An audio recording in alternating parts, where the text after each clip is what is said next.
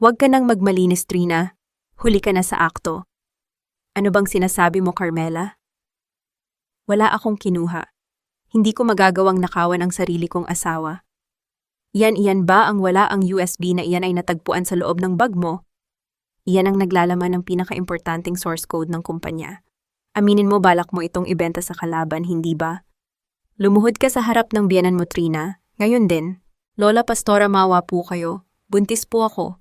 Hindi ko kayang lumuhod ng matagal, baka mapahamak ang mga bata. Huwag mo akong tawaging Lola. At huwag mong gamitin ang mga batang iyan para kaawaan ka. Sa kapal ng mukha mo, baka nga hindi rin de vera ang dinadala mo sa sinapupunan mo. Severino, please magsalita ka naman. Sabihin mo sa kanila na hindi ko magagawa iyon. Ikaw ang nakakakilala sa akin. Pirmahan mo na ang annulment, Trina. Ayaw ko nang makita ang mukha mo rito. Umalis ka na bago ko patawagin ang mga pulis. Ang bawat salitang binitawan ni Severino ay tila mga punyal na isa-isang bumaon sa puso ni Trina. Ang lalaking pinangakuan niyang mamahalin habang buhay, ang lalaking pinagkatiwalaan niya ng kanyang dangal, ay nakatayo ngayon sa kanyang harapan na tila isang estranghero. Walang bakas ng awa sa mga mata nito, tanging lamig na mas masahol pa sa yelo ang nananalaytay sa bawat titig. Sa gitna ng engrandeng bulwagan ng mansion ng mga De Vera, kung saan nakikislapan ang mga kristal na chandelier at umaalingaw ang mahinang tugtog ng biolin para sa kaarawan ni Doña Pastora, nakatayo si Trina, na tila isang kriminal na hinatulan na ng kamatayan. Ang kanyang marangyang bestida ay tila naging isang mabigat na kadena na pumipigil sa kanyang paghinga. Sa paligid niya, ang mga kamag-anak ni Severino na dati ay nakangiti sa kanya ay mayroon na ngayong mga mukhang puno ng pandidiri at pait. Dahan-dahang naramdaman ni Trina ang panghihina ng kanyang mga tuhod. Sa kabila ng bigat ng kanyang sinapupunan, napilitan siyang ilapat ang kanyang mga binti sa malamig at makintab na sahig na gawa sa marmol. Ang sakit na naramdaman niya sa kanyang katawan ay walang-wala kumpara sa pagkadurog ng kanyang pagkatao. Habang nakayuko, nakita niya ang mga mamahaling sapatos ni Carmela na dahan-dahang lumalapit sa kanya. Masyado kang naging kampante, Trina. Bulong ni Carmela na sapat lang para marinig niya. Akala mo ba ay mananatili kang reyna sa pamamahay na ito? Ang isang tulad mong galing sa hirap ay mananatiling basura sa paningin namin. Kasunod nito ay ang paghagis ni Carmela ng isang puting papel sa kanyang paanan. Ito ay ang resulta ng isang DNA test, isang peking dokumento na nagsasabing ang kambal na dinadala ni Trina ay hindi anak ni Severino. Ang bawat letra sa papel na iyon ay tila mga uod na kumakain sa huling hibla ng kanyang pag-asa. Napatingin si Trina sa direksyon ni Doña Pastora. Ang matandang reyna ng pamilya ay nakaupo sa kanyang selyang ginto, hawak ang kanyang tungkod na may disenyong pilak. Walang bahid ng emosyon ang mukha nito, tanging ang pagngangalit ng kanyang mga panga ang nagpapakita ng kanyang puot. Para sa pamilya De Vera, ang hiya o ang dangal ng pamilya ang pinaka-importante. At sa gabing ito, itinuring nilang mantsa si Trina na dapat nang burahin. Ngunit sa gitna ng kanyang paghihinagpis, isang bagay ang kumuha ng atensyon ni Trina. Sa ilalim ng mahabang lamesa, may isang maliit na bagay na kumikislap. Ito ay ang USB na kanina lamang ay hawak ni Carmela. Tila nahulog ito sa gitna ng kanyang mapanuring pag-arte. Walang nakapansin sa mabilis na paggalaw ni Trina. Sa gitna ng kanyang kunwaring pag-iyak at paghaplos sa sahig, mabilis niyang nakuha ang maliit na gadget at itinago sa loob ng kanyang mahabang manggas. Ito ay isang maliit na piraso ng katotohanan na hindi niya hahayaang mawala.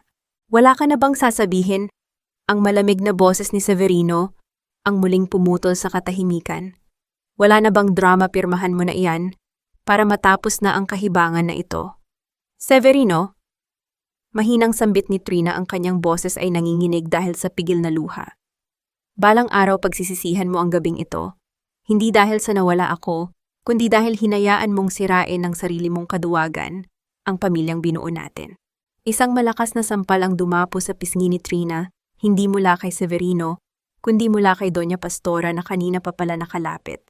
Ang tunog ng palad na tumama sa balat ay umaling-awngaw sa buong bulwagan, sapat para patahimikin maging ang mga biolinistang tumutugtog sa sulok. Huwag mong pagsalitaan ng ganyan ang apo ko. Ikaw na itong pumasok sa aming pamamahay na walang dala. Ikaw pa itong may ganang magmataas. Singhal ng matanda. Guard, ilabas ang babaeng ito ngayon din. Magaspang na mga kamay ang humawak sa mga braso ni Trina. Kinaladkad siya, palabas ng mansyon dumaan sa mahabang pasilyo, kung saan nakasabit ang mga litrato ng mga ninuno, ng mga De Vera, na tila ba lahat sila ay nakamasid at humuhusga sa kanya. Nang marating nila ang malaking gate, walang seremonyang itinulak siya palabas. Eksaktong pagbagsak ni Trina sa semento ay ang pagbuhos ng malakas na ulan. Ang langit ay tila nakikiramay sa kanyang nararamdamang pait. Ang kanyang bestida na kanina ay simbolo ng karangyaan ay basang-basa na ngayon at punong-puno ng putik. Napatingin siya sa huling pagkakataon sa malaking mansion na naging kulungan niya sa loob ng 5 taon.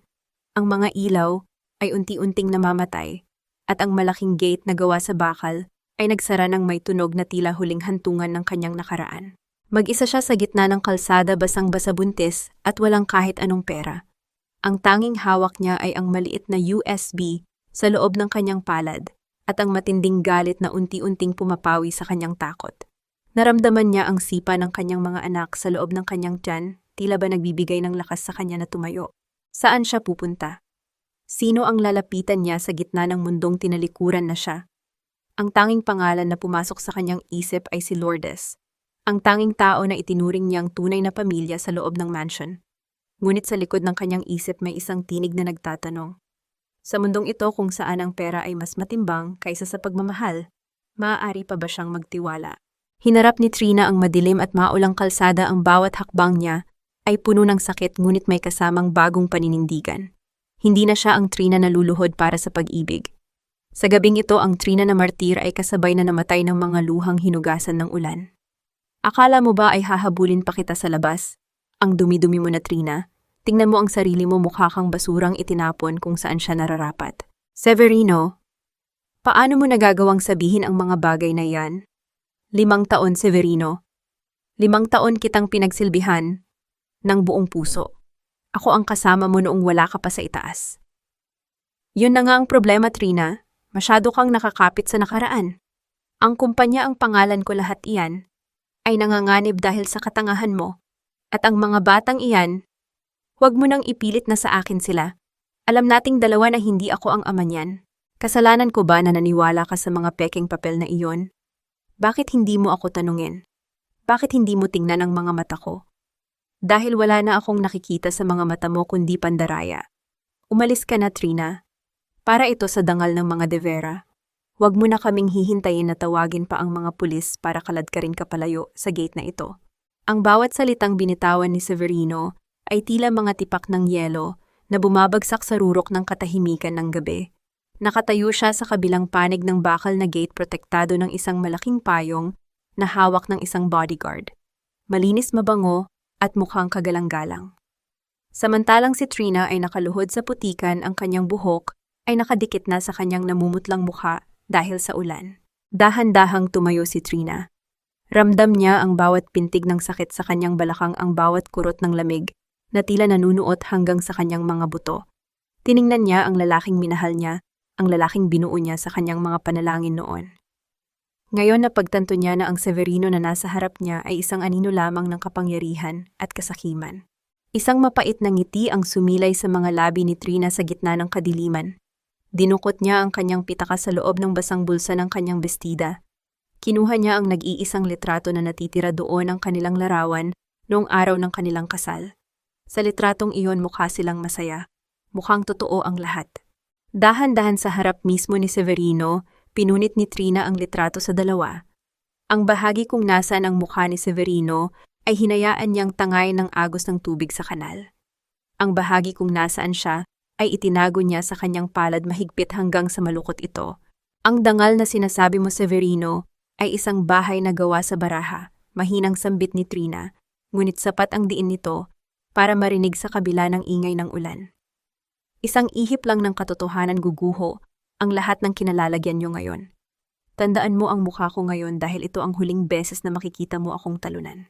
Hindi sumagot si Severino. Tinalikuran niya si Trina at nagsimulang maglakad pabalik sa maliwanag na mansyon. Ang tunog ng kanyang mga sapatos sa semento ay tila isang marcha ng kamatayan para sa kanilang relasyon. Nang tuluyan ng sumara ang malaking pinto ng mansion, na iwan si Trina sa gitna ng kawalan.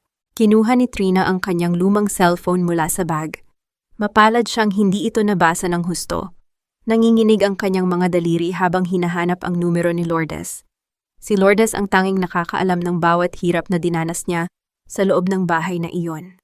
Siya ang tanging saksi sa mga gabing hindi siya pinapatulog ni Severino dahil sa mga trabahong kailangang tapusin para sa kumpanya. Matapos ang ilang ring narinig niya ang pamilyar na boses sa kabilang linya. "Hello Trina, Diyos ko, nasaan ka?" "Nabalitaan ko ang nangyari sa party." Ang boses ni Lourdes ay puno ng pag-aalala, ngunit may kung anong kakaiba sa tono nito na hindi mawari ni Trina. "Nanay Lourdes, pinalayas nila ako. Wala akong matuluyan. Ang mga bata. Kailangan kong protektahan ang mga anak ko." Humihikbi na si Trina. Ang lahat ng tatag na ipinakita niya kay Severino ay biglang naglaho nang marinig niya ang boses ng taong itinuturing niyang ina. "Huwag kang mag-alala, anak. May maliit akong bahay sa labas ng lungsod. Itatago kita roon. Walang makakahanap sa iyo rito. Halika na rito, mag-ingat ka," sagot ni Lourdes. Nagbigay ng direksyon si Lourdes kung saan sila magtatagpo. Isang madilim na terminal ng bus sa gilid ng EDSA. Kahit hirap na hirap, pinilit ni Trina na maglakad. Bawat hakbang ay tila isang sakripisyo.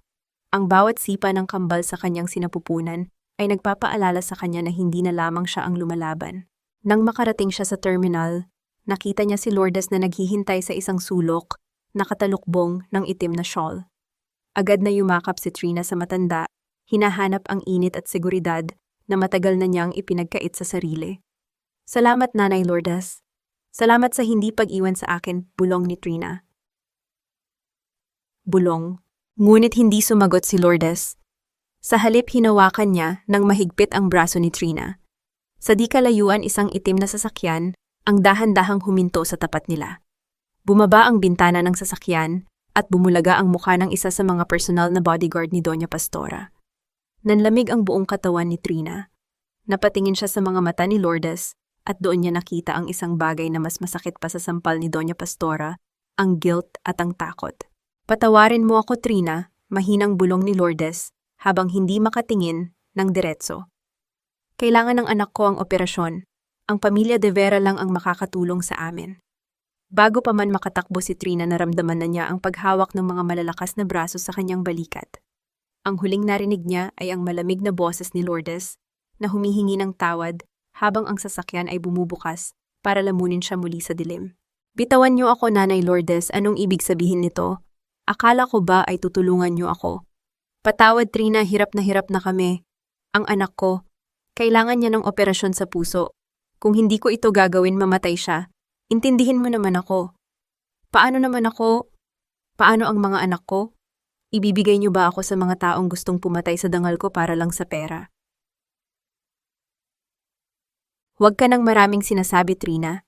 Sumama ka na sa amin ng mahinhin kung ayaw mong masaktan. Utos ito ni Doña Pastora, kailangang masiguro na hindi ka na makakaistorbo sa pamilya. Huwag niyo akong hawakan, hindi niyo ako makukuha ng buhay." Ang boses ni Trina ay pumapaos sa gitna ng ingay ng malakas na ulan at ang ugong ng mga sasakyang dumadaan sa EDSA. Ang mahigpit na pagkakahawak ng bodyguard sa kanyang braso ay nagiiwan na ng mapulang marka sa kanyang balat, ngunit mas matindi ang hapdi na nararamdaman niya sa kanyang dibdib. Ang huling poste ng kanyang pag-asa ay gumuho na rin. Ang taong pinagkatiwalaan niya ng kanyang buhay ay ang siya ring nagtulak sa kanya sa bangin. Sa bawat hakbang na pilit siyang kinakaladkad patungo sa itim na sasakyan, nararamdaman ni Trina ang bigat ng kanyang sinapupunan. Tila ba nakikiramay ang kanyang mga anak sa takot na bumabalot sa kanya. Ngunit sa gitna ng desperasyon, sumiklab ang isang kakaibang lakas sa loob ni Trina, ang lakas ng isang inang handang pumatay at mamatay para sa kanyang mga sanggol. Sa isang pagkakataon, nabahagyang lumuwag ang hawak ng bodyguard dahil sa madulas na sahig, mabilis na kinagat ni Trina ang braso nito ng buong lakas.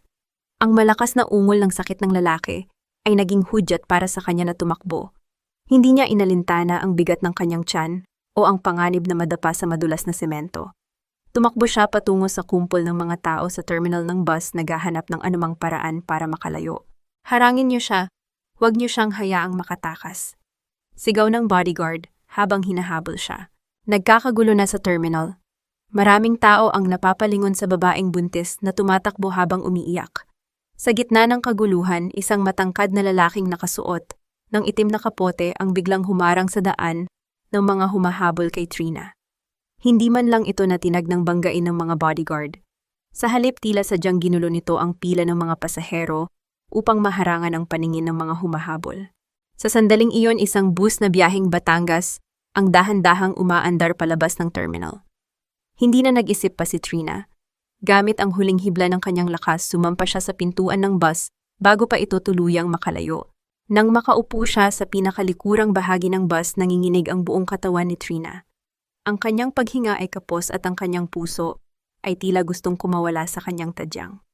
Tumingin siya sa bintanang malabo dahil sa ulan at nakita ang terminal na unti-unting lumiliit.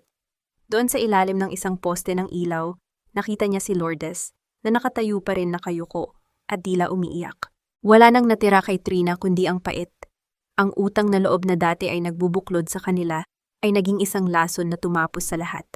Ang bawat magandang alaala nila ni Lourdes sa loob ng mansion ay tila naging mga abo na tinangay ng hangin. Dahan-dahang sumandal si Trina sa malamig na upuan ng bus. Ang kanyang mga kamay ay mahigpit na nakayakap sa kanyang tiyan. Ang katahimikan sa loob ng bus ay paminsan-pansing pinuputol ng tunog ng wiper na humahawi sa ulan sa windshield. Sinubukan niyang ipikit ang kanyang mga mata para makapagpahinga, ngunit ang isang tunog mula sa itaas na bahagi ng bus ang kumuha ng kanyang atensyon. Ang maliit na television sa harap ng bus ay bumubukas para sa huling balita sa hating gabi. Sa ibang balita, anunsyo ng news anchor. Isang engrandeng selebrasyon ang naganap kanina sa mansyon ng pamilya De Vera. Hindi lamang ito pagdiriwang ng kaarawan ng matriarch na si Doña Pastora, kundi naging daan din para sa isang sorpresang anunsyo. Ang CEO ng De Vera Holdings na si Severino De Vera ay formal nang inanunsyo ang kanyang engagement sa kanyang longtime associate at kilalang socialite na si Carmela Fontanilla. Sa screen lumabas ang imahe ni Severino at Carmela. Nakasuot sila ng nagagandahang damit, masayang nakangiti sa harap ng mga kamera. Itinaas ni Carmela ang kanyang kamay. Ipinapakita ang isang malaking diamanteng singsing na kumikinang sa ilalim ng mga spotlight. Ang caption sa ilalim ng screen ay malinaw na mababasa, ang bagong power couple ng tech industry. Napahawak si Trina sa kanyang bibig para pigilin ang isang malakas na hagulhol. Kaninang gabi lang siya ang asawa. Kaninang gabi lang siya ang biktima ng kanilang kasinungalingan. At ngayon sa loob lamang ng ilang oras, parang binura na siya sa kasaysayan ng mga De Vera na tila ba hindi siya kailanman nag-exist. Habang bumibilis ang takbo ng bus patungo sa dilim ng probinsya, tiningnan ni Trina ang kanyang sariling refleksyon sa bintana. Ang kanyang mukha ay puno ng putik, ang kanyang mga mata ay mamula-mula, at ang kanyang pangarap ay durog-durog. Ngunit sa ilalim ng lahat ng iyon, may isang bagong apoy na nagsimulang mag-alab. Isang apoy na hindi na muling mapapatay ng ulan o ng kahit na sinong De Vera. Hahayaan niyang magsaya sila sa kanilang kinalalagyan. Hahayaan niyang isipin nila na nanalo na sila. Dahil hindi nila alam, sa bawat kilometrong inilalayo ng bus na ito ay ang bawat araw na ilalaan niya para sa kanilang pagbagsak. Ano pang tinitingin-tingin mo riyan? Akala mo ba ay hotel itong kubo ko? Hindi po, Aling Rosa. Nagpapasalamat lang po ako dahil pinatuloy niyo ako. Huwag kang magpasalamat. Bayad iyan ng paglalaba mo bukas. At huwag kang iiyak-iyak sa harap ng pagkain, malas iyan. Opo, kakain na po ako. Dapat lang, baka pati iyang mga bata sa tiyan mo maging tuyo sa kapayatan dahil sa iyo. Ibinaba ni Aling Rosa ang isang platong may lamang 2 pirasong tuyo at isang mangkok ng bahaw na kanin sa harap ni Trina. Ang amoy ng pritong isda na humahalo sa amoy ng dagat at basang lupa ay tila isang malakas na sampal sa realidad na kinakaharap ni Trina ngayon. Wala na ang mga porselanang plato, wala na ang mga masasarap na putaheng inihahanda ng mga chef sa mansyon. Sa loob ng maliit na kubo ni Aling Rosa sa tabing dagat ng Batangas, ang bawat butil ng kanin ay kailangang pagtrabahuhan. Dahan-dahang kinuha ni Trina ang tuyo gamit ang kanyang mga daliri. Ang kanyang mga kamay na dati ay laging malinis at maayos. Ang manicure ay magaspang na at may mga sugat dahil sa paglalaban ng mga damit ng mga kapitbahay, simula nang dumating siya rito 1 linggo na ang nakalilipas. Sa bawat pagsubo niya, hindi niya mapigilang maalala ang mga gabing puno ng karangyaan, ngunit ang bawat luhang gustong kumawala ay pinipigilan niya. Ang kubo ay gawa lamang sa kawayan at nipa. Ang sahig ay may mga puwang kung saan sumisilip ang buhanginan sa ilalim. Kapag humihipa ng malakas na hangin mula sa dagat yumayanig ang buong dampa, tila ba anumang sandali ay tatangayin ito ng alon. Ngunit sa kabila ng dumi at hirap ito ang unang pagkakataon sa loob ng maraming taon na nakaramdam si Trina ng kapayapaan. Dito walang humuhusga sa kanya. Dito hindi siya ang magnanakaw o ang takwil na asawa. Siya lang si Trina ang buntis na labandera. Ubusin mo iyan, muling pagsita ni Aling Rosa habang nag-aayos ng kanyang mga lambat sa sulok. Ang matanda ay kilala sa baryo na may matalim na dila at palaging nakasigaw, ngunit siya lang ang nagbukas ng pinto nang makita si Trina na nanghihina sa tapat ng kapilya ng baryo. Hindi ka mabubuhay sa ganda lang lalo na't dalawa ang iluluwal mo. Sa mundong ito ang mahihina ay kinakain ng buhay. Alam ko po, Aling Rosa, mahinang sagot ni Trina. Hinding-hindi na po ako magiging mahina. Pagkatapos kumain lumapit si Trina sa kanyang tanging daladalang bag. Inilabas niya ang isang lumang laptop, ang laptop ng kanyang yumaong ama na itinago niya sa loob ng maraming taon. Ito ang huling alaala niya sa lalaking sinira ng mga De Vera bago pa man nila sirain ang kanyang buhay. Sinubukan niyang pindutin ang power button, ngunit tanging itim na screen lamang ang bumulaga sa kanya. Ang laptop na ito ang naglalaman ng mga orihinal na dokumento at plano ng kanyang ama ang mga patunay na ang lahat ng teknolohiyang ipinagmamalaki ni Severino ngayon ay nakaw lamang. Ngunit ang laptop ay ayaw magbukas. Tila ba nakikipaglaro ang tadhana sa kanya. Kailangan niya ng charger, kailangan niya ng kuryente, at higit sa lahat kailangan niya ng sapat na lakas para muling buhayin ang mga lihim ng nakaraan. Napatingin si Trina sa labas ng bintana. Ang gabi ay madilim at ang dagat ay tila nagngangalit. Ang tunog ng mga alon na humahampas sa mga bato ay tila isang babala. Hinaplos niya ang kanyang malaking tiyan. Naramdaman niya ang malakas na pagsipa ng mga bata, tila ba sila ay nagrereklamo sa masikip na espasyo sa loob. Biglang napatigil si Trina. Isang matalim na sakit ang gumuhit mula sa kanyang likuran patungo sa kanyang puson. Napahawak siya sa gilid ng lamesang kawayan, ang kanyang mga kuko ay bumaon sa kahoy. Aling Rosa, tawag niya, ang kanyang boses ay puno ng kaba. Isang mainit na likido, ang dahan-dahang umagos sa kanyang mga binti. Nababasa ang kanyang kupas na duster. Ang tunog ng ulan na biglang bumuhos ng malakas sa bubong na delata ay tila naging background music sa biglang pagbilis ng tibok ng kanyang puso. Diyos ko, ang bata, sigaw ni Aling Rosa habang mabilis na tumatakbo patungo sa kanya. Ang kidlat ay gumuhit sa madilim na langit, panandali ang nagbigay ng liwanag sa loob ng madilim na kubo. Sa gitna ng bagyo, sa gitna ng kahirapan, at sa gitna ng kawalan ng katiyakan, ang mga anak ni Trina ay handa ng harapin ang mundo. Huwag kang bibitiw, Trina, isipin mo ang mga bata. Hindi ko na po kaya. Aling Rosa, parang mamamatay na ako sa sakit. Wala na akong lakas. Walang mamamatay rito. Hindi kita pinatira rito para lang maging bangkay sa loob ng dampa ko, ire Trina, ire. Ang sakit-sakit na po. Parang binibiyak ang katawan ko. Higit pa riyan ang sakit na ibibigay sa'yo ng buhay kung hindi ka lalaban ngayon. Isipin mo ang lahat ng nangapi sa'yo. Isipin mo ang mga De Vera.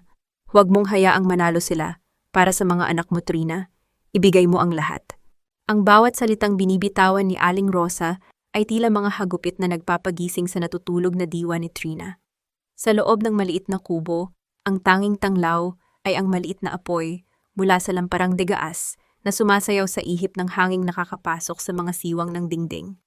Ang amoy ng langis na panghilot at ang malansang amoy ng dugo ay humahalo sa malamig na hanging dala ng bagyo sa labas. Nakatitig si Trina sa bubong na delata kung saan ang bawat patak ng ulan ay tila mga bala ng baril na nagpapaalala sa kanya ng lupit ng mundo. Ang kanyang mga kamay ay mahigpit na nakakapit sa gilid ng banig, ang kanyang mga kuko ay tila ibig ng bumaon sa kawayang sahig. Ang pawis ay dumadaloy sa kanyang noo, humahalo sa mga luhang hindi na niya mapigilan. Sa gitna ng bawat pag-ire, nararamdaman ni Trina ang muling pagbabalik ng lahat ng sakit na dinanas niya sa mansyon. Ang sampal ni Doña Pastora, ang malamig na titig ni Severino, at ang mapang-uyam na tawa ni Carmela. Ang bawat pangungutya nila ay naging gatong sa apoy ng kanyang determinasyon. Hindi siya mamamatay rito. Hindi niya hahayaang maging mga ulila ang kanyang mga anak sa mundong walang awa. Isang matinding tensyon ang bumalot sa buong dampa nang sa wakas ay marinig ang unang tinig ng buhay. Isang mahina ngunit matinis na tunog ng pag-iyak, ang pumunit sa katahimikan ng gabi, nagtagumpay laban sa hagulhol ng hangin sa labas. Isang lalaking bulalas ni Aling Rosa ang kanyang boses ay nanginginig sa galak habang mabilis na binabalot ang sanggol sa isang lumang lampin. Diyos ko, napakagandang bata. Ngunit hindi pa tapos ang laban. Ilang minuto lamang ang lumipas at muling naramdaman ni Trina ang pamilyar na sakit. Sa pagkakataong ito, tila mas mabilis ang pangyayari. Sa isang huling pag-ire na tila kumuha sa huling hibla ng kanyang buhay, nailuwal ni Trina ang ikalawang sanggol. Isang babae naman, muling sigaw ni Aling Rosa. Nakahiga si Trina na halos hindi na makahinga, ang kanyang buong katawan ay tila isang lupang tigang na katatapos lang dagsain ng bagyo. Ngunit nang ilapag ni Aling Rosa ang dalawang sanggol sa kanyang dibdib, ang lahat ng sakit ay biglang napalitan ng isang kakaibang init. Doon sa gitna ng kadiliman at kahirapan, naramdaman ni Trina ang balat ng kanyang mga anak sa kanyang sariling balat. Ang kanilang maliliit na kamay na tila humahanap ng seguridad ay humaplos sa kanyang puso. Ang amoy ng bagong silang na sanggol ay tila isang pabango na nagpabura sa lahat ng bahid ng putik at pait ng kanyang nakaraan. Sila ang kanyang kayamanan. Sila ang kanyang bagong mundo. Nathan Apicon at Nina, at mahinang bulong ni Trina ang kanyang boses ay tila isang panalangin. Habang nililinis ni Aling Rosa ang mga bata sa ilalim ng malamlam na ilaw, napansin ni Trina ang isang bagay sa maliit na paa ng kanyang anak na lalaki.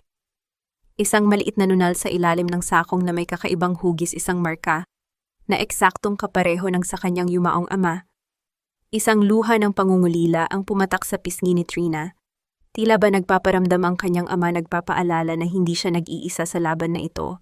Lumipas ang ilang oras at unti-unti nang tumitila ang ulan. Ang sikat ng araw ay dahan-dahang sumisilip sa abot-tanaw, nagbibigay ng bagong pag-asa sa dalampasigan ng Batangas.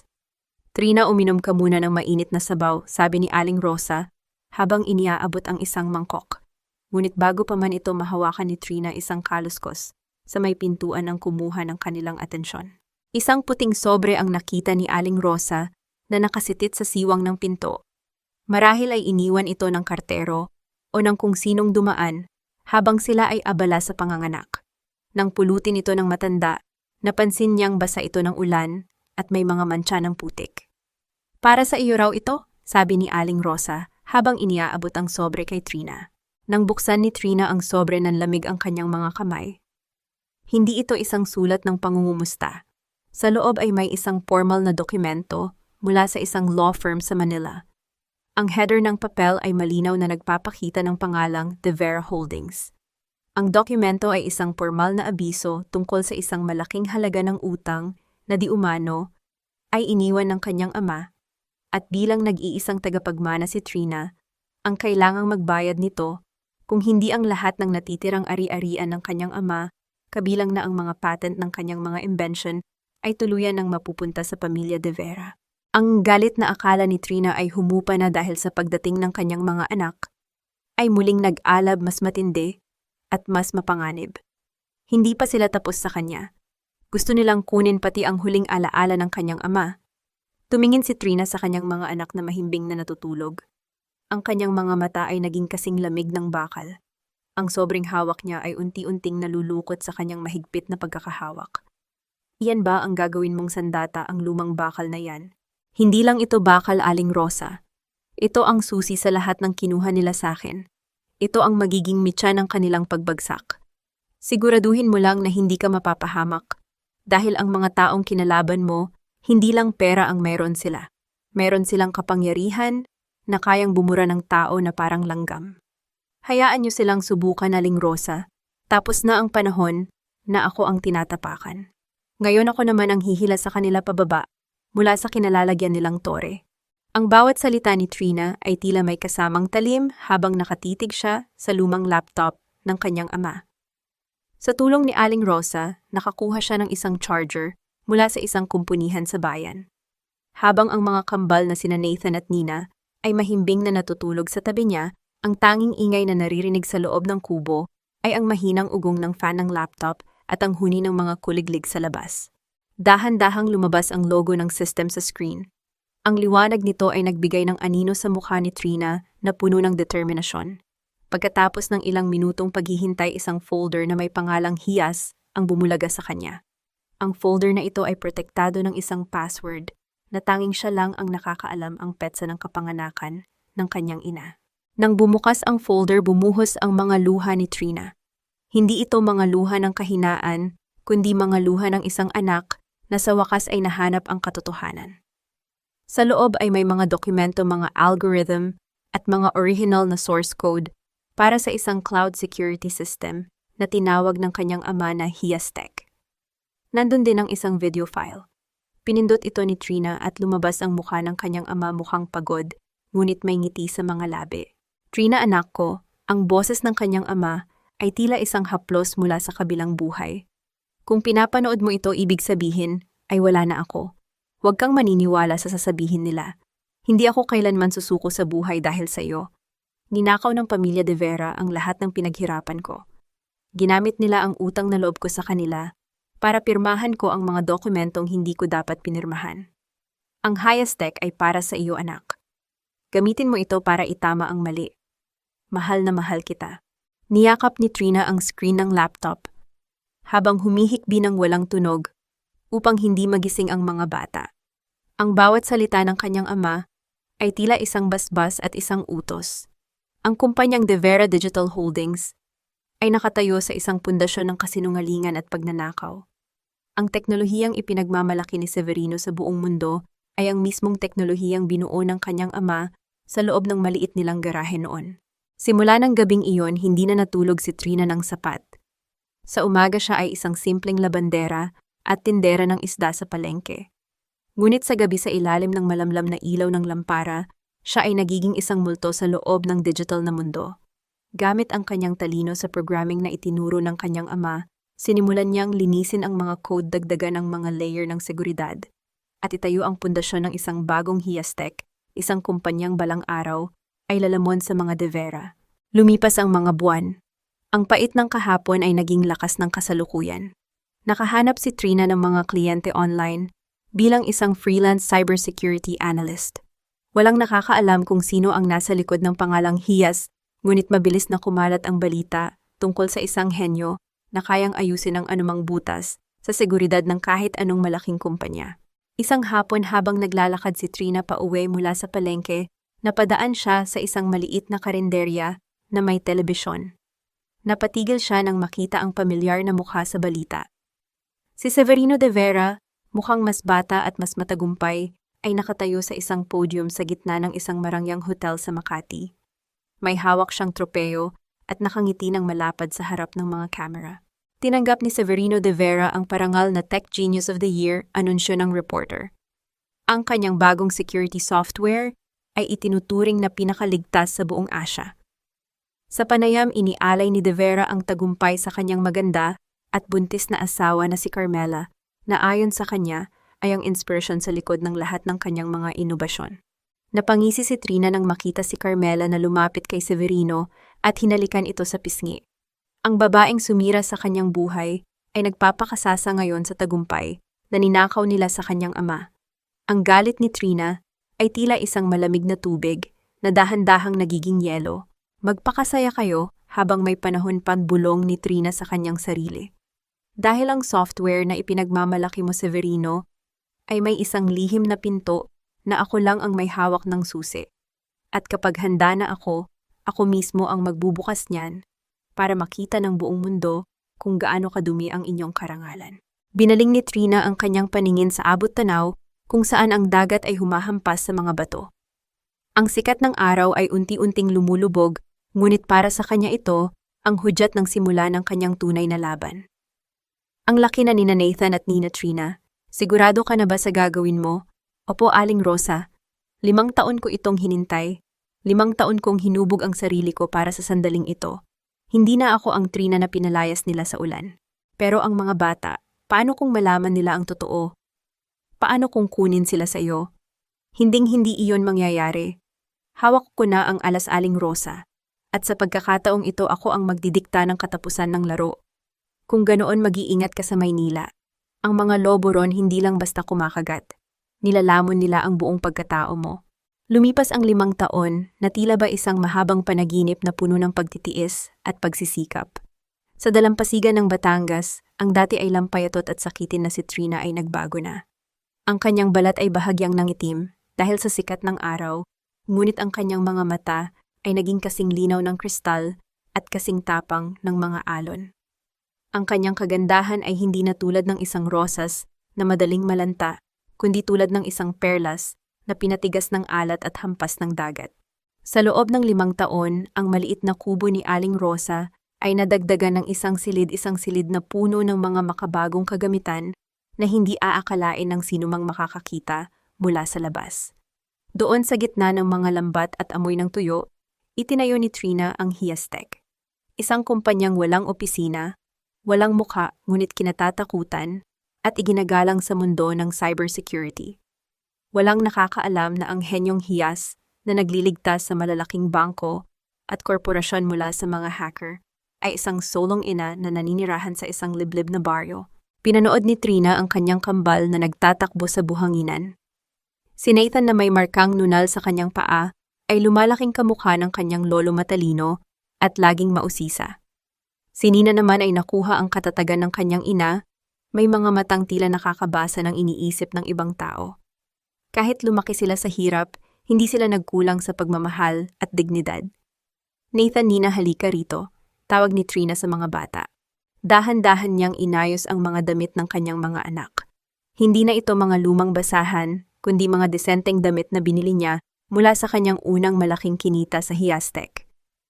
Habang pinupunasan niya ang buhangin sa mga binti ng kambal, tumingin siya ng diretso sa kanilang mga mata. Lagi ninyong tatandaan ang itinuro ni Mommy. Mahinang sabi ni Trina, ang kanyang boses ay puno ng awtoridad. Kahit anong mangyari, huwag na huwag ninyong yuyuko ang inyong mga ulo. Hindi tayo mas mababa sa kahit na sino. Ang dangal ninyo ay nasa loob, hindi sa suot ninyo. Opo, Mommy, kami po ang mga sundalo mo, di ba't? Sagot ni Nathan habang sumasaludo ng pabalbal na nagpatawa kay Trina. Ngunit ang tawang iyon ay agad na napawi nang pumasok si Trina sa kanyang munting opisina. Ang mahinang tunog ng notification mula sa kanyang computer ay bumasag sa katahimikan. Isang bagong email ang dumating. Hindi ito mula sa isang kliyente. Ang sender ay Devera Holdings International. Nang buksan ni Trina ang email, bumulaga sa kanya ang isang elegante at formal na imbitasyon. Isang Global Cybersecurity and Investment Summit ang gaganapin sa isang pribadong isla sa Palawan. Ang layunin ng summit ay upang ipakita ang bagong sistema ng Devera Holdings at maghanap ng mga malalaking investor. Ngunit ang mas nakakuha ng atensyon ni Trina ay ang nakalakip na mensahe. Ang kumpanya ay desperadong naghahanap sa misteryosong Hiyas upang maging main keynote speaker at consultant kapalit ng isang kontratang nagkakahalaga ng bilyong piso. Tila nanlamig ang mga daliri ni Trina habang nakatitig sa logo ng pamilya Devera sa kanyang screen. Ang tadhana ay may kakaibang paraan ng pagbabalik ng mga utang. Pagkalipas ng 5 taon, ang mga taong nagtapon sa kanya na parang basura ay sila na ngayong nagmamakaawa para sa kanyang tulong nang hindi nila nalalaman kung sino talaga siya. Alam ni Trina na ito na ang pagkakataong hinihintay niya. Ang Palawan ang magiging entablado ng kanyang huling paghihiganti. Hindi lamang siya babalik para bawiin ang kanyang pangalan, kundi para bawiin ang lahat ng ninakaw nila sa kanyang ama. Aling Rosa, yung tawag ni Trina habang dahan-dahang isinasara ang kanyang laptop. Ihanda niyo na po ang aming mga gamit. Pupunta tayo sa Palawan. Ang kislap sa mga mata ni Trina ay tila isang babala ng paparating na bagyo. Ang 5 taon ng pagtitiis ay tapos na. Ngayon, ang bawat luha na pumatak sa putikan, noong gabing pinalayas siya, ay babayaran ng pamilya Devera ng higit pa sa ginto, habang nag-aayos siya ng gamit. Isang katanungan ang pumasok sa kanyang isip. Sapat na ba ang 5 taon para makalimutan ni Severino ang kanyang mukha? O sapat na ba ang kanyang pagbabago para maging isang estranghero sa paningin ng lalaking dati ay kabiyak ng kanyang puso? Humarap si Trina sa salamin at tiningnan ang kanyang refleksyon. Hindi na siya si Trina na biktima. Siya na si Hiyas, ang babaeng sisira sa imperyo ng mga Devera. Ang simoy ng hangin sa Palawan ay hindi tulad ng sa Batangas. Mas malamig ito, may kasamang amoy ng mamahaling pabango at ang mapagkunwaring karangyaan ng mga taong ang tingin sa mundo ay nasusukat lamang sa pera. Sa pagbaba ni Trina mula sa pribadong yate na naghatid sa kanya sa eksklusibong isla, naramdaman niya ang init ng sikat ng araw na tila sumasalubong sa kanyang pagbabalik. Nakasuot siya ng isang eleganteng puting bestida na gawa sa seda. Lumilipad ang laylayan nito sa bawat hipon ng hangin mula sa dagat. Mula sa malayo sa kabilang panig ng Marangyang Pampang kung saan nagtitipon ang mga kilalang tao sa lipunan, nakita niya sila. Si Severino de Vera at si Carmela Fontanilla. 5 taon na ang nakalipas, ngunit tila walang nagbago sa kanilang dalawa, maliban na lamang sa bahagyang kulubot sa noo ni Severino na nagpapakita ng matinding pag-aalala. Naririnig ni Trina ang mahihinang bulong-bulungan ng mga negosyante sa paligid habang naglalakad siya patungo sa lobby. Ang kumpanya ng mga De Vera ay nasa gilid na pala ng bangin. Ang kanilang ipinagmamalaking security system ay nakaranas ng sunod-sunod na hacking at pagkasira na hindi maresolba ng kanilang mga inhinyero. Ang tanging makakapagligtas sa kanila sa gaganaping summit ay ang makuha ang tiwala ng misteryosong kumpanya na Hias Tech. Sila ay desperado. Sila ay handang lumuhod para sa tulong. Bago tuluyang pumasok sa malaking bulwagan ng hotel, dumaan muna si Trina sa VIP powder room. Huminto siya sa harap ng malaking salaming may gintong kwadro. Dahan-dahan niyang inayos ang ilang hibla ng kanyang buhok na bahagyang humarang sa kanyang mukha. Tiningnan niya ang kanyang sariling mga mata sa salamin. Walang bakas ng takot, walang bakas ng kahit anong emosyon. Ang mukha niya ngayon ay isang maskara ng pagtitiwala at kapangyarihan na binuo niya sa loob ng 5 taon ng pag-iyak sa dilim habang nagpapakain ng 2 sanggol. Siya si Hia Salvador ngayon, ang babaeng may hawak ng kanilang kapalaran. Nang lumabas si Trina, dahan-dahan siyang naglakad patungo sa lobby ng hotel kung saan ginaganap ang cocktail party. Ang kanyang marahang hakbang ay tila may kasamang kakaibang bigat na nakakuha sa atensyon ng mga tao sa paligid. Ang bawat mata sa bulwagan ay dahan-dahang napalingon sa kanyang direksyon. Ang kanyang tindig ay tila isang reyna na pumasok sa kanyang sariling kaharian. Nakita ni Carmela ang pagdating ng magandang babae. Ang mga mata nito ay nanariwa sa pagdududa at inggit. May kung anong kakaibang takot na gumuhit sa mukha ng kontrabida habang pinagmamasdan ang hubog ng mukha at ang pamilyar na mga mata ni Trina. Imposible, bulong ni Carmela sa kanyang sarili habang humihigpit ang hawak sa kanyang baso. Patay na ang hampas lupang si Trina. Walang perang natira sa kanya para makatuntong sa lugar na ito. Sa sandaling iyon, dahan-dahang lumingon si Severino habang may hawak na baso ng mamahaling champagne, nakikipag-usap sa isang dayuhang mamumuhunan. Nang tumama ang kanyang paningin sa babaeng papalapit, tila huminto ang pag-ikot ng mundo para sa kanya. Ang kanyang puso ay tila nakalimot tumibok. Ang mga mata ni Severino ay lumaki sa matinding gulat at takot. Ang babaeng nasa harap niya ay may parehong tindig, parehong mga mata, at parehong mukha ng kanyang asawa na itinapon niya sa putikan 5 taon na ang nakalipas sa gitna ng bagyo. Ngunit ang babaeng ito ay hindi nakaluhod. Siya ay nakatayo ng tuwid, naglalakad ng may karangyaan na tila ba pagmamay-ari niya ang buong isla. Ang basong kristal na hawak ni Severino ay dahan-dahang dumulas mula sa kanyang nanginginig na mga daliri. Bumagsak ito sa makintab na marmol na sahig na dudurog sa libu-libong piraso, habang ang gintong likido ng alak ay kumalat na parang dugo sa puting sahig. Ang tunog ng pagkabasag ng kristal ay bumasag sa lahat ng bulong-bulungan sa lobby at ang bawat mata ay napako sa kanila sa gitna ng biglang katahimikan. Trina, ikaw ba yan? Buhay ka? I'm sorry, you must be mistaken. Mr. De Vera, I am Hias Salvador, the CEO of Hias Tech. Have we met before? Severino, babe, ano ba ang ginagawa mo? Bakit mo tinatawag ang babaeng yan sa pangalan ng magnanakaw mong dating asawa? Patay na si Trina, di ba? At imposibleng ang isang tulad niya ay magkaroon ng ganitong karangyaan. Carmela, tumahimik ka muna. Miss Salvador, patawarin mo ako. Hawig na hawig mo kasi ang yumao kong asawa. Ang mga mata mo, ang tindig mo, tila ba nakikita ko ang multo ng aking nakaraan. Isayaw man tayo ng tadhana sa mga pagkakataong tulad nito, Mr. De Vera, mas pipiliin ko pa ring manatiling professional. Narito ako para pag-usapan ang kumpanya ninyo, hindi ang inyong nakaraan. Ang bawat salita ni Trina ay binitawan ng may malumanay, ngunit napakalamig na tono.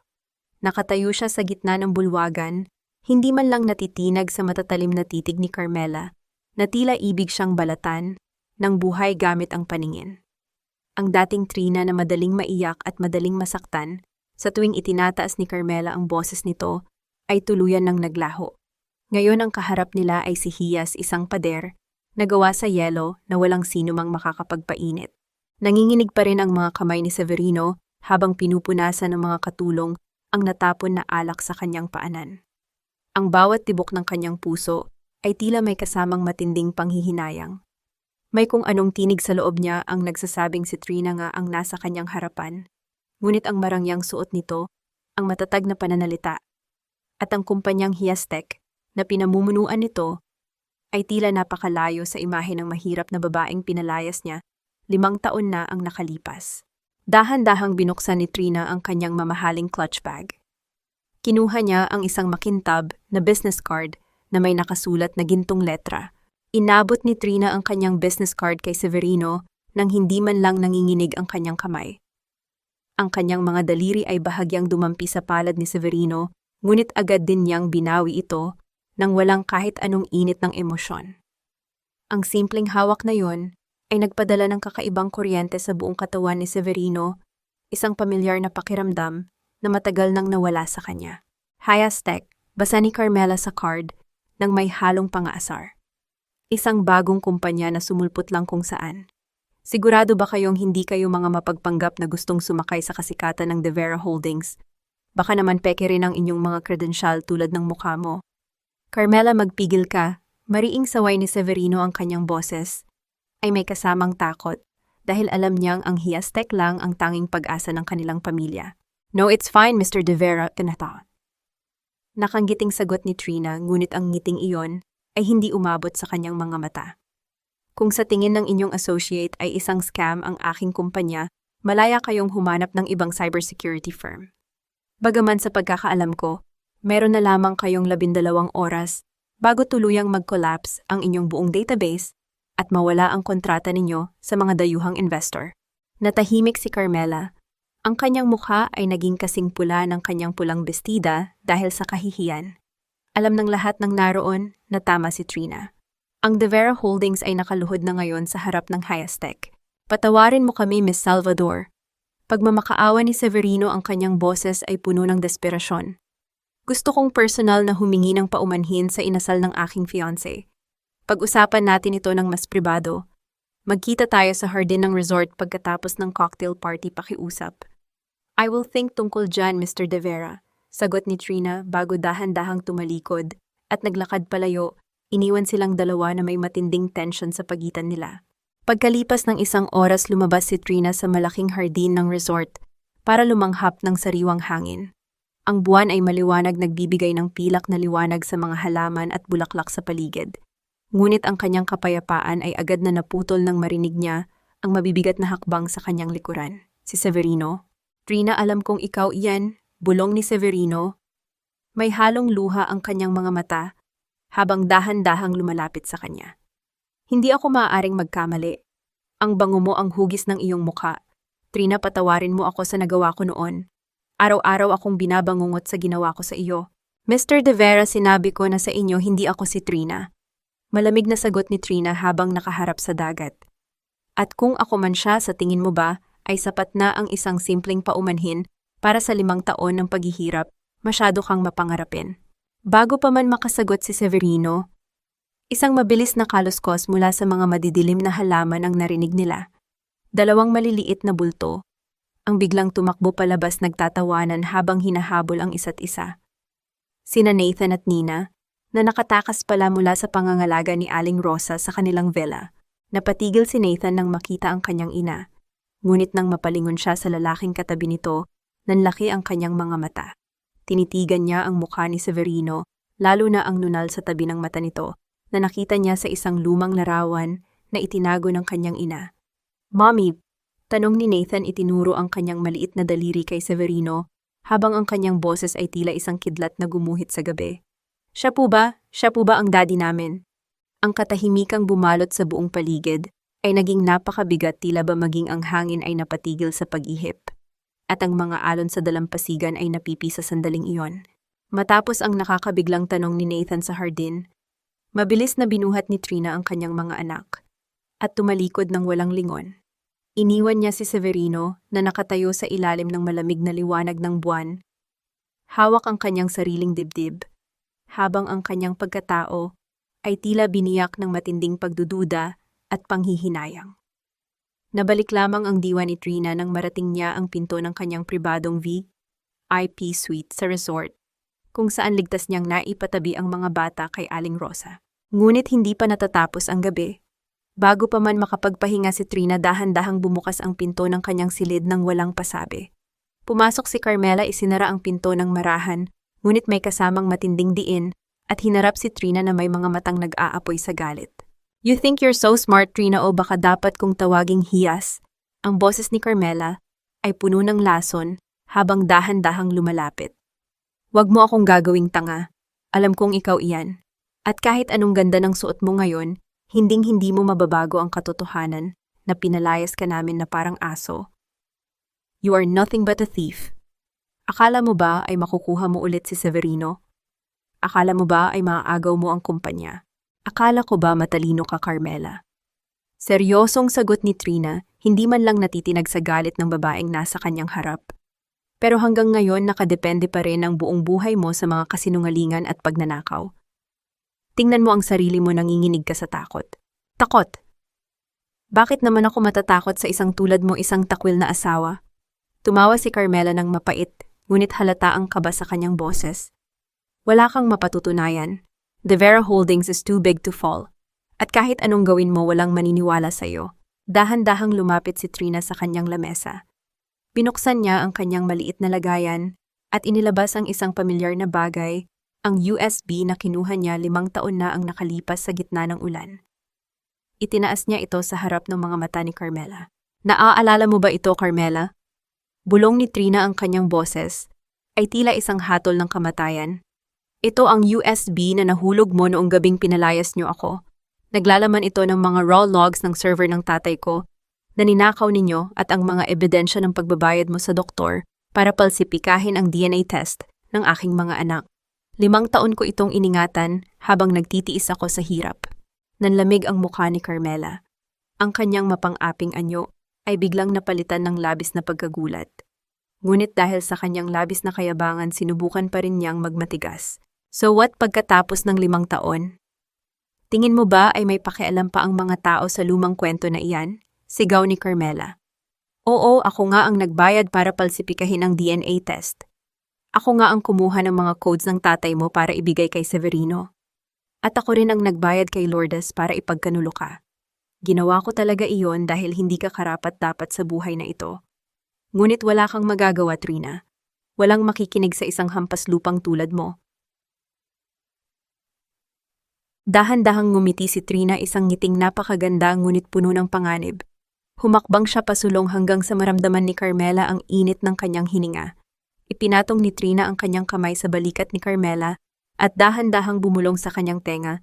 "Tandaan mo ang araw na pinaluhod niyo ako sa putikan habang nagmamakaawa ako para sa aking mga anak. Ngayon, kayo naman ang luluhod sa harap ko." Ipinakita ni Trina ang kanyang cellphone na kanina pa pala naka-on sa gitna ng lamesa. Ang pulang ilaw ng recording app ay kumukurap-kurap, nagpapakita na ang bawat salita, bawat pag-amin at bawat pagyayabang ni Carmela ay ligtas ng nakaimbak sa secure database ng Hiastech. "Hindi mo alam, Carmela, pa," sabi ni Trina habang inilalayo ang kanyang mukha, "na ang bawat salitang binitawan mo ngayon ay hindi na mabubura kailanman. Nasaan ang lola mo ngayon? Nasaan si Doña Pastora?" Nanginginig na tanong ni Carmela, habang pilit na naghahanap ng maliligtasan. Umaasang ang makapangyarihang matriarch ay darating para iligtas sila. "Huwag kang mag-alala tungkol kay Doña Pastora." Malamig na sagot ni Trina habang dahan-dahang tinatalikuran si Carmela. "Malalaman mo rin kung nasaan siya mamaya sa gitna ng entablado." Bago pa man makasagot si Carmela, ang malakas na tunog ng mga speaker mula sa labas ng bulwagan ay umalingaw-ngaw sa buong resort. Ang boses ng MC ay masiglang narinig ng lahat ng bisita. "And now we call on the stage the CEO of De Vera Holdings, Mr. Severino De Vera, and our main investor for the official signing of the contract that will shape the future of our tech industry. Ang tunog ng palakpakan sa malayo ay dahan-dahang lumakas, tila ba isang babala ng paparating na paghuhukom. Lumakad si Trina patungo sa pinto, matatag ang bawat hakbang iniwan si Carmela, na nakatayo sa gitna ng silid na nanginginig at unti-unting nilalamon ng sarili nitong takot. Ang malakas na palakpakan ng mga panauhin ay tila naging hudyat ng simula ng katapusan. Nakatayo si Severino sa gitna ng entablado, suot ang kanyang pinakamagarang suit, ngunit ang kanyang mukha ay hindi mapakali. Sa kanyang tabi nakatayo si Carmela na halos hindi na maipinta ang mukha sa matinding takot. Pilit nitong hinahatak ang manggas ng suit ni Severino, sinusubukang bumulong, ngunit huli na ang lahat.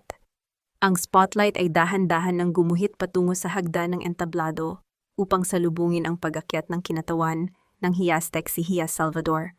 Umakyat si Trina nang may dahan-dahan, ngunit matatag na hakbang. Ang bawat tapak ng kanyang takong ay tila isang mabigat na pintig ng orasan na nagpapabilis sa takot sa dibdib ng kanyang mga kaaway. Nang makatayo siya sa tapat ni Severino, isang napakalamig na ngiti ang isinalubong niya rito. Ang dambuhalang screen sa likod ng entablado na dapat ay nagpapakita ng pirmahan ng kontrata ay biglang nagbago ng kulay. Miss Salvador, maaari na nating simulan ang pirmahan. Mahinang sabi ni Severino pilit na pinatitibay ang kanyang boses sa harap ng mga kamera. Bago natin pirmahan ang kontratang ito, Mr. De Vera, panimula ni Trina, ang kanyang boses na dumadaloy sa mga speaker ay naging malinaw at mariin sa buong bulwagan. Naniniwala ako na karapat-dapat lamang na malaman ng ating mga kagalang-galang na mamumuhunan kung saan nga ba nagmula ang teknolohiyang ipinagmamalaki ng De Vera Holdings. Namilog ang mga mata ni Severino sa matinding pagkalito. What are you talking about, Miss Salvador? Let's just sign the papers.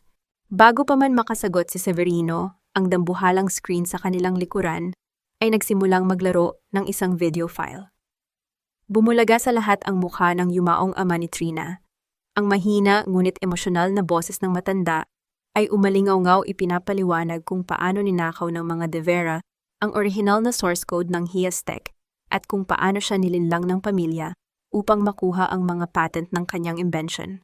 Hindi pa nakakabawi ang mga nanonood nang biglang magbago ang screen.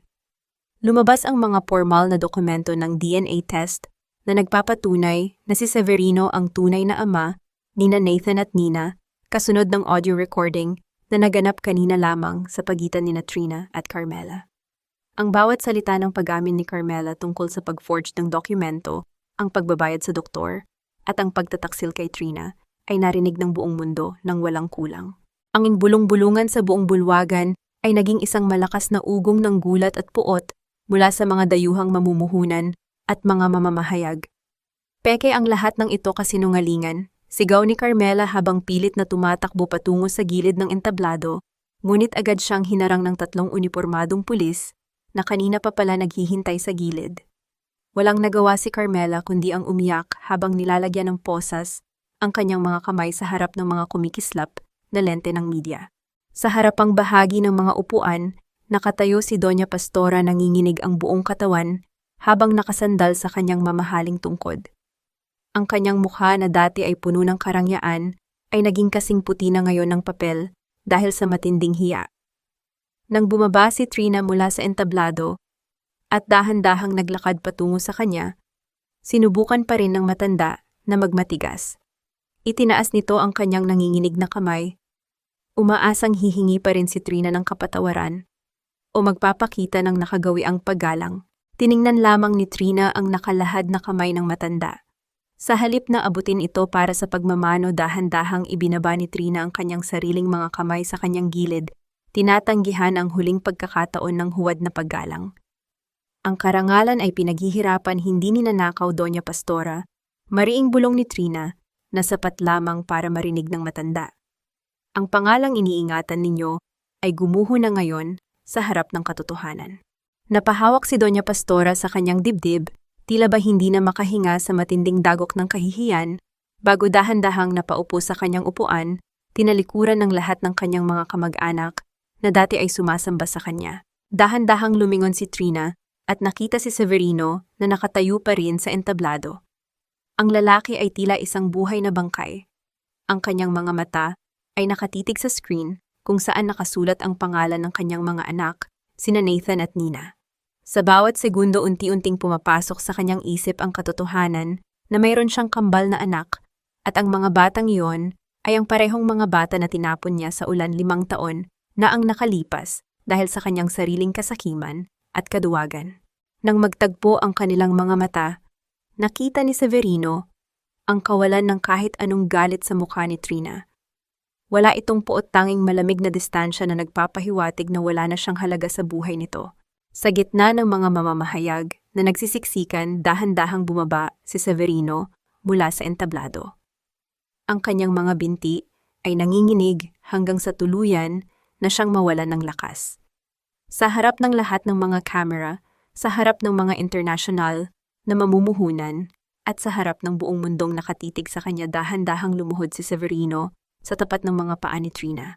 Ang mga luha ay mabilis na pumatak sa kanyang pisngi, humahalo sa kanyang basang buhok, habang nakatingala sa babaeng dati ay kanyang inaapi. Trina, patawarin mo ako, ang mga anak natin. Hikbi ni Severino, ang kanyang boses ay puno ng pagsisisi na huli na para sa lahat. Ang sunod-sunod na kislap ng mga kamera ay naging napakabilis at napakaliwanag, nilalamon ang buong gabi sa gitna ng matinding kahihiyan ng pamilya De Vera at ang pagbangon ng tunay na reyna. Mabilis na kumalat sa buong bansa ang balita tungkol sa tuluyang pagbagsak ng De Vera Holdings. Ang mga kaso ng panloloko, pagnanakaw ng teknolohiya at ang pagpalsipika ng mga dokumento ay naging dahilan upang tuluyang talikuran ng mga mamumuhunan ng pamilya. Si Carmela ay naiwang nag-iisa sa loob ng malamig na rehas ng kulungan habang naghihintay ng kanyang hatol, suot ang kulay kahel na uniforme ng mga preso na napakalayo sa mga mamahaling sutla na dati niyang ipinagmamalaki. Si Doña Pastora naman ay tuluyan ng nagkulong sa kanyang silid, iniwan ng lahat ng kanyang mga kaibigan sa mataas na lipunan dahil sa matinding kahihiyang dala ng katotohanan. Ngunit para kay Trina, ang lahat ng iyon ay mga anino na lamang ng nakaraan na unti-unting tinatangay ng hangin. Nakatayo siya sa isang tahimik na dalampasigan sa Palawan, pinapanood ang dahan-dahang paglubog ng araw na nagbibigay ng gintong kulay sa malawak na dagat. Ang kanyang puso ay wala ng puot, wala ng galit. Ang tanging nararamdaman niya ay ang malalim na kapayapaan na matagal na niyang ipinagkait sa kanyang sarili. Trina, sandali lang pakiusap. Ang pamilyar na boses na iyon ay muling narinig ni Trina sa kanyang likuran. Dahan-dahan siyang lumingon at nakita si Severino. Ang lalaking dati ay tinitingala ng lahat bilang isang henyo ay mukhang matanda na ngayon, may mga eye bag sa ilalim ng kanyang mga mata at gusot ang kanyang kasuotan. Wala na ang kapangyarihan sa kanyang tindig. Tanging ang isang lalaking basag-basag ang pagkatao ang nakatayo sa harap ni Trina. Severino, mahinang sambit ni Trina, walang kahit anong galit sa kanyang boses. Trina, nalaman ko na ang lahat. Ang ginawa ni Carmela, ang mga panloloko niya, nanginginig ang boses ni Severino. Habang lumalapit, sinusubukang hawakan ang mga kamay ni Trina. Ngunit dahan-dahang umatras ang babae. Patawarin mo ako, Trina. Naging bulag ako. Naging mahina ako. Pero ngayon gusto kong bumawi. Para sa'yo, para sa mga anak natin. Nathan and Nina, kailangan nila ng tatay, diba? Let's fix this, please. Mag-umpisa tayong muli. Tiningnan ni Trina si Severino nang may malalim na habag. Hindi dahil sa mahal pa niya ito, kundi dahil sa lungkot na makita ang isang taong nagkaroon ng lahat, ngunit piniling itapon ang pinakamahalagang bagay para sa huwad na yaman. Kailangan nila ng isang mabuting ama, Severino. Malumanay na sagot ni Trina, ngunit ang bawat salita ay may kasamang bigat na tila isang pader na hindi na kailanman matitibag. At ang isang taong itinapon sila sa putikan para lamang sa pera at karangalan, ay hindi kailanman magiging mabuting ama para sa kanila. 5 taon silang lumaki na walang tatay, Severino, ngunit hindi sila nagkulang, dahil mayroon silang ina na handang ibigay ang buong buhay para sa kanila. Trina, please, do you still love me kahit kaunti lang, kahit para na lang sa nakaraan natin? Humikbi si Severino, tuluyang nawalan ng dignidad habang nakatingin sa kanyang dating asawa. Ang Trina na nagmahal sa iyo ng buong puso ay namatay na noong gabing pinalayas mo siya sa gitna ng bagyo, sagot ni Trina habang dahan-dahang sumisilay ang isang payapang ngiti sa kanyang mga labi. Ang kaharap mo ngayon ay ang ina ni Nathan at Nina. At siya ay masaya na. Mula sa di kalayuan narinig ni Trina ang mga pamilyar na tinig. Sina Nathan at Nina ay tumatakbo patungo sa kanyang direksyon, kasunod si Aling Rosa, na bitbit ang kanilang mga gamit. Ang mga mukha ng kanyang mga anak ay puno ng ngiti, walang anumang bahid ng pait ng nakaraan. Mommy, alis na po ba tayo? Masiglang tanong ni Nina habang kumakapit sa binti ng kanyang ina. Opo anak, alis na tayo, sagot ni Trina. Tumingin si Nathan kay Severino na nakatayo pa rin sa tabi umiiyak at tila gustong lumapit ngunit walang lakas para gawin iyon. Tumingin muli ang bata sa kanyang ina na tila nagtatanong kung sino ang lalaking iyon. Dahan-dahang hinaplos ni Trina ang buhok ng kanyang anak na lalaki. Huwag kang lilingon anak, diretso lang ang tingin sa unahan. Inabot ni Trina ang kanyang dalawang kamay sa kanyang mga anak. Hinawakan niya ang maliliit na palad ni Nathan at Nina nang napakahigpit na ramdaman ang init ng kanilang pagmamahal na siyang naging dahilan kung bakit siya nakatayo ng matatag ngayon. Sabay silang naglakad palayo sa tabing dagat dahan-dahang binabaybay ang daan patungo sa yate na magbabalik sa kanila sa kanilang tahimik na buhay sa Batangas. Naiwan si Severino na nakatayo ng mag-isa sa dalampasigan nakatitig sa tatlong bulto na dahan-dahang lumiliit sa abot tanaw. Alam niya na kahit anong yaman ang muli niyang makuha, hinding-hindi na niya maibabalik ang pamilyang kanyang binaliwala. Napangiti si Trina habang nakatingin sa abot tanaw, kung saan ang sikat ng araw ay unti-unti nang naglalaho, nagbibigay daan sa isang payapang gabi. Malaya na siya, malaya na ang kanyang mga anak.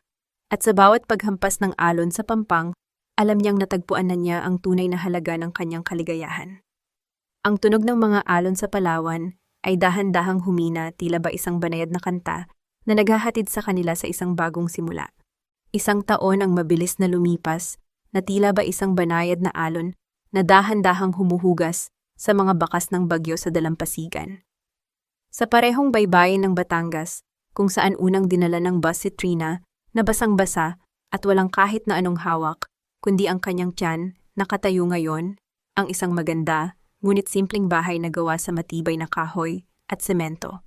Binili ni Trina ang lupang iyon, ang mismong lupa kung saan nakatayo ang dating dampa ni Aling Rosa.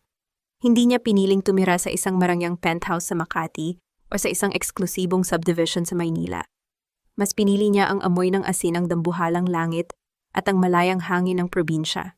Ang Hiastec ay naging isa sa pinakarespetadong kumpanya sa industriya ng teknolohiya, hindi lamang dahil sa makabagong proteksyon na ibinibigay nito, kundi dahil sa katapatan at integridad na ipinapakita ng kumpanya. Ngunit para kay Trina ang pamamahala rito ay ginagawa niya mula sa kanyang maliit na opisina na nakaharap sa dagat. Ang kanyang prioridad ay nananatiling simple, ang kanyang mga anak. Nathan, Nina, pumasok na kayo sa loob at maghugas ng mga paa. Kung ayaw ninyong maging tuyo sa kapayatan, tulad ng mga isda rito, kumain na kayo. Ang pamilyar at pasigaw na boses ni Aling Rosa ay umalingaw-ngaw mula sa kusina. Kahit marami ng pera si Trina, tumanggi si Aling Rosa na lumipat sa ibang lugar o tumigil sa pagtatrabaho. Siya pa rin ang matalik na kasama ni Trina sa paggabay sa kambal, ang matandang may matalim na dila, ngunit may pinakamalambot na puso na nagligtas sa kanya noong gabing wala siyang masilungan. Napangiti si Trina habang pinapanood ang kambal na nagtatawanan habang mabilis na tumatakbo patungo sa gripo sa labas ng bahay. Si Nathan ay may hawak na maliit na bangkang kahoy, habang si Nina naman ay may hawak na mga kabibe na nakuha niya sa buhanginan. Sila ay malulusog masasaya at lumalaking may malalim na respeto sa kanilang kapwa. Dahan-dahang lumakad si Trina patungo sa dalampasigan, hinayaan ang malamig na tubig dagat na dumampi sa kanyang mga paa.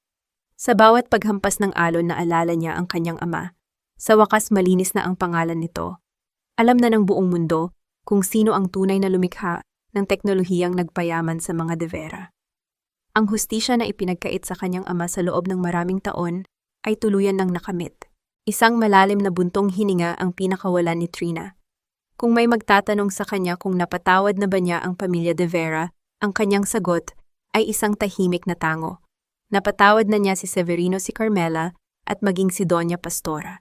Ngunit ang pagpapatawad na iyon ay hindi nangangahulugan ng pagbabalik sa nakaraan o ang pagpapahintulot na muli siyang masaktan.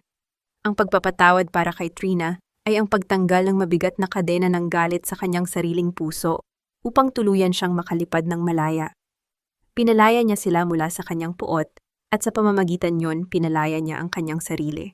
Natagpuan na niya ang kanyang tunay na binyen, ang kanyang kapayapaan. Ito ay hindi matatagpuan sa dami ng pera sa bangko o sa taas ng posisyon sa lipunan. Ang kanyang kapayapaan ay ang boses ng kanyang mga anak na nagtatawanan sa hapagkainan, ang tahimik na gabi na wala ng takot na baka may mga sa kanya bukas, at ang kakayahang tumingin sa salamin nang may pagmamalaki sa kanyang sariling pagkatao. Para sa mga kababaihang nakikinig sa kanyang kwento, ang mga inang nagtitiis sa sakit ng pagtataksil, ang mga asawang tinatampal ng kawalang katarungan, at ang mga taong sa tingin nila ay tapos na ang kanilang buhay. Dahil sila ay itinapon sa putikan, ang mensahe ni Trina ay malinaw. Ang bawat bagyo ay may katapusan. Ang bawat sugat ay may kakayahang maghilom kung hahayaan mong ang sakit ay maging lakas sa halip na lason. Ang isang babae ay hindi tinutukoy ng kung paano siya itinapon ng iba, kundi sa kung paano niya piniling tumayo ng mag-isa at muling buuin ang kanyang sariling kaharian mula sa mga durog na piraso ng kanyang pangarap. Tumingin si Trina sa abot-tanaw kung saan ang huling sinag ng araw ay naglalaho, nag-iiwan ng isang magandang gabi na puno ng mga bituin. Hinaplos ng hangin ang kanyang mukha, tila ba isang bulong mula sa kalawakan na nagsasabing karapat-dapat siya sa bawat segundong kapayapaan na mayroon siya ngayon. Malapit na ang gabi, ngunit sa unang pagkakataon, sa loob ng maraming taon, alam ni Trina na ang kanyang bukas ay palaging magiging maliwanag.